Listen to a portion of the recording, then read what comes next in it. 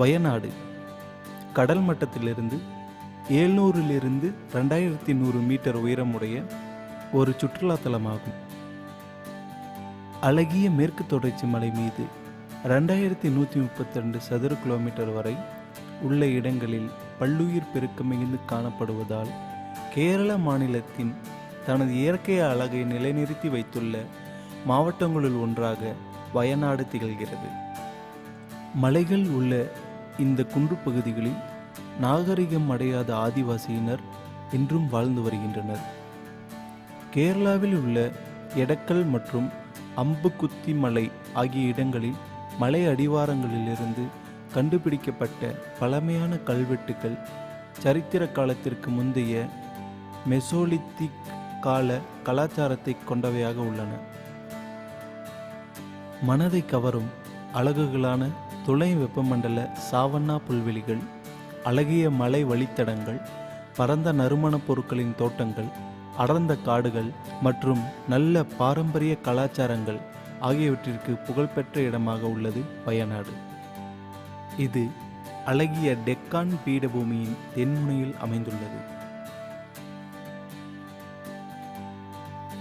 செம்பரா சிகரம் கடல் மட்டத்திலிருந்து 2100 மீட்டர் உயரத்தில் இருக்கும் செம்பரா சிகரம் வயநாட்டின் தென்பகுதியில் உள்ள மெப்பாடி அருகில் அமைந்துள்ளது.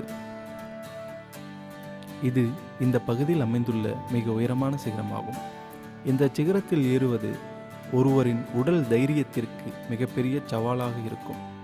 செம்பரா சிகரத்தில் ஏறுவது ஒரு மகிழ்ச்சியான அனுபவமாகும்.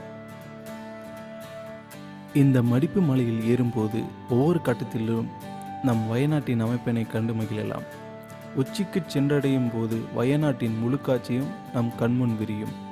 சிகரத்தில் ஏறுவதற்கும் இறங்குவதற்கும் ஒரு நாள் முழுவதும் ஆகும். சிகரத்தின் உச்சியில் தங்குபவர்களுக்கு அது மறக்க முடியாத அனுபவமாக இருக்கும். அங்கு தங்க விரும்புகிறவர்கள் வயநாட்டில் உள்ள கால்பேட்டா பகுதியில் அமைந்துள்ள மாவட்ட சுற்றுலா வளர்ச்சி கழகத்தை அணுகி அனுமதி பெற வேண்டும்.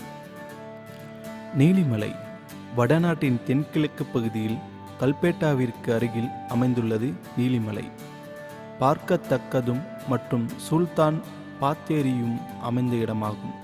நீலிமலை வெவ்வேறு மலையேறு வழிகளை கொண்டுள்ளதால் மலை ஏறுபவர்களுக்கு மகிழ்ச்சியை தரும் ஒரு இடமாகும்.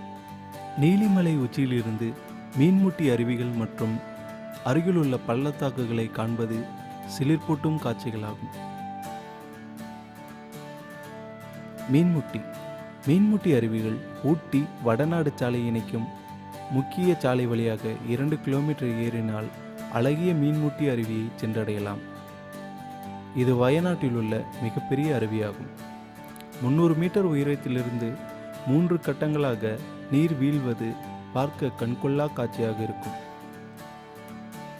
சேத்தாலயம் வயநாட்டில் உள்ள இன்னும் ஒரு அழகிய அருவியான சேத்தாலயம் சுற்றுலா பயணிகளை கவர்வதாக உள்ளது.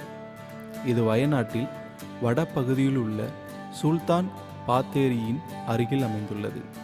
இது மீன்முட்டி அருவியோடு ஒப்பிடும்போது சிறிய அருவியாகும். அருவியும் அதை சுற்றியுள்ள இடங்களும் மலை ஏறுபவர்களுக்கும் பறவைகளை பார்க்க விரும்புபவர்களுக்கும் ஏற்ற இடமாக இருக்கும். அடுத்து நாம் பார்க்க இருப்பது பாக்ஷிப்ப தாளம். கடல் மட்டத்திலிருந்து 1700 மீட்டர் உயரத்தில் அமைந்துள்ள பிரம்மகிரி குன்றுகளில் உள்ள அடர்ந்த காடுகளின் நடுவே அமைந்துள்ளது. இந்த பகுதி பாறைகளும் மிகப்பெரிய குன்றுகளும் நிறைந்தவையாக இருக்கும்.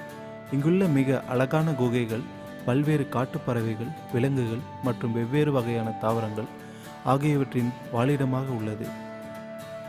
பாக்ஷிப்ப தாளம் மணந்தாவடியில் அமைந்துள்ளது. இப்பகுதிக்கு செல்வதற்கு திருநெல்வேலியிலிருந்து 7 கிலோமீட்டர் மேலே ஏறி செல்ல வேண்டியுள்ளது.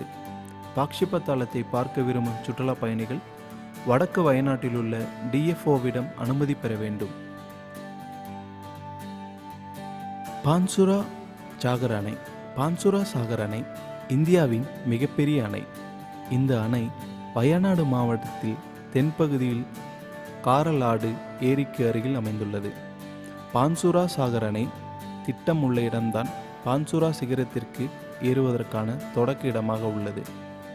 இங்குள்ள பார்க்கத்தக்க முக்கிய அம்சங்கள்: நீர்த்தேக்கங்களால் சூழப்பட்ட தீவு போன்ற பகுதிகளாகும்.